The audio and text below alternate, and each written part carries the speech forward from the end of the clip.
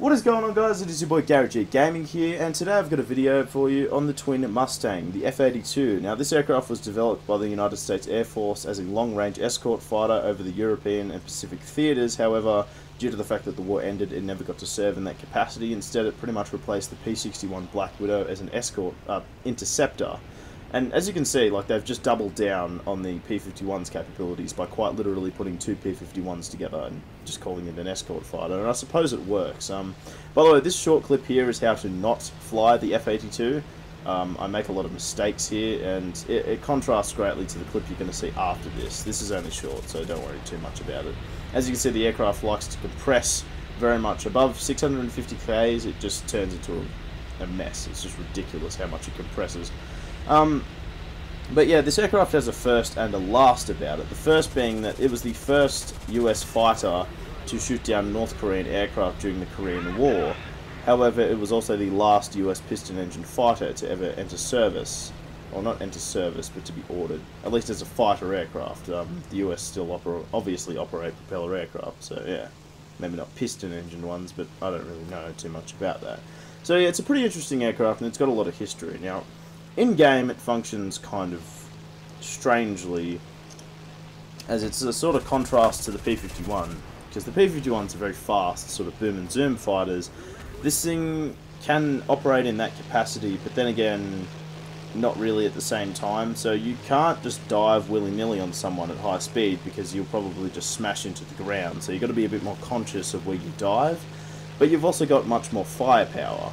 Now, the thing is, this thing is actually very good at head-ons, because if you notice, the guns are actually mounted in the center, so the two wings, sorry, it's got a single wing, but like all the guns are in between the two fuselages. So what happens is, when you go head-on with someone, their convergence is generally set. Well, they're used to aiming at the center, or well, wherever they end up aiming. I usually aim towards sort of the center, because I know I'm probably going to miss anyway. You might as well aim for the middle part, that way, even if there's deviance, you know, aim small, miss small, if that makes any sense. However, what it's got is that it's got the two pilots are sitting off-center. So essentially, when you get shot, there's less chance of getting pilot sniped unless someone intentionally aims for you, or you just get unlucky with their convergence. But you've also got two engines, and it's quite a durable aircraft in my opinion, so you end up being able to do things that other people just simply can't when it comes to head-oning. I think this thing is the king of head-ons. Oh, and the M350 caliber machine guns help. These things are beasts. They just tear through targets like nothing. It's ridiculous, the difference between the M2 and the M350 caliber machine gun. In the replay, it'll show that my right engine is actually, you know, red or black or whatever, but as you can see, my plane isn't spewing any smoke. The engine was slightly yellowed, I think, but yeah, there was no major damage. I was still able to fly completely fine.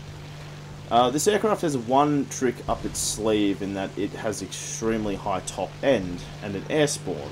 So what you do is you generally air spawn in. I like to side climb just to make sure that I'm above the enemy. And I just come in at very high speed, and not a lot of props can catch you. If you get dove upon, you can basically put your own aircraft into a dive, even a shallow dive, and you can just dive on away very rapidly.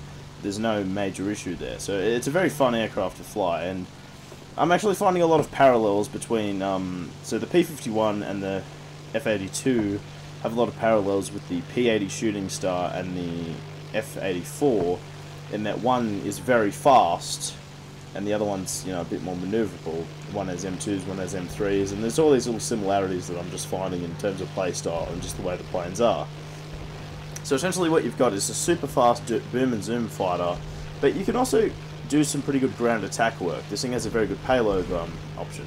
But lastly, if you want to go after bombers, I personally don't do this, but you can equip a gun pod underneath this aircraft, and it will be, I think it's 8 extra M350 caliber machine guns.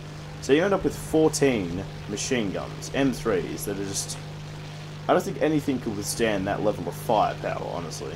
It's just ridiculous.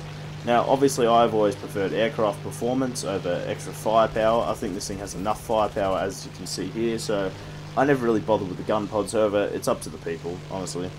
Another thing is, people like to run stealth rounds with this thing, because obviously they use it in head-ons, so I don't usually, because my aim wasn't that good with the plane at the time, so And honestly, I just like seeing the traces. They're pretty cool. It's like lasers from Star Wars or some shit. So as you can see, I've decked a Spitfire and a Wyvern. This extra Spitfire comes in. I don't even know where his shots are going. Just wiped him out completely. It was too much fun flying this match. It was ridiculous, because usually on Hokkaido, the Spitfires are actually pretty good at sort of grounding a lot of the P-51s and taking them down to lower altitudes, because they'll generally be higher out of the region where the 51s can actually fight you well. I don't usually have good matches against the Germans or the British. My best matches in this aircraft have been against the Russians, actually. They tend to... I don't know what it is about the Russian teams, but they just become F-82 bait, so, yeah. But, you know, the aircraft is very interesting both in-game and historically, so I feel like it's just a worthy mention. And just looks interesting, too. I mean, when I first saw a picture of this thing, I just was like, how was that a plane? Just two Mustangs stuck together. You know, and the picture doesn't do it justice. I mean, when you actually fly it, see it in action, you can understand why it was so powerful, and it's just stupidly fast. So as you can see, there's a Spitfire here. The guy's in forehead. I didn't notice that immediately. And, you know, I just sort of looked at him and thought, hey, this guy's probably going to have some slick, fancy maneuvers up his sleeve, right? Nah. Kind of just dove on him. And I'll tell you now that, yeah, this will look stupid in the replay. I'm not even shooting at him, but then he dies. But what on my screen when I was playing, my reticule was actually off the screen. And I just sort of used muscle memory and instinct, and I just shot the guy straight up. And his plane just disintegrated, and I was so happy with that kill because it was off the screen. So it has been a short one, but you know, it's time for me to go as per usual. So I hope you guys have enjoyed the video. Leave a like if you liked the video, dislike if you fucking hated it, comment down below any thoughts, and make sure to subscribe if you're not already. I hope to catch you all next time. See you later.